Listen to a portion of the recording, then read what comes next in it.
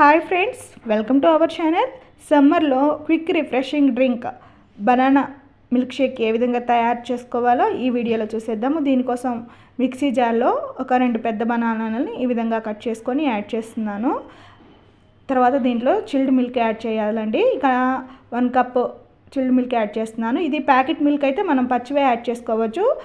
విడిగా పాలైతే మనం కాచి చల్లార్చుకున్నవి యాడ్ చేయాలి. ఇప్పుడు దీంట్లో టేస్ట్కి తగ్గట్టుగా షుగర్ యాడ్ చేద్దాము. తర్వాత ఐస్ క్యూబ్స్ని యాడ్ చేసుకుందామండి. ఒక 3 ఐస్ క్యూబ్స్ని ఇక్కడ నేను యాడ్ చేశాను.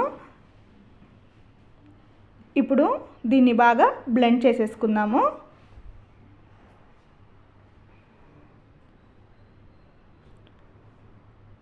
చూడండి, మనకి ఇక్కడ బనానా మిల్క్ షేక్ అనేది రెడీ అయిపోయింది. ఇప్పుడు వీటిని మనం గ్లాసుల్లోకి సర్వ్ చేసుకుందాము. గ్లాసులో ఐస్ క్యూబ్స్ వేసేసుకొని ఇక మిల్క్ షేక్ని ఇందులో వేసేసుకుందాము.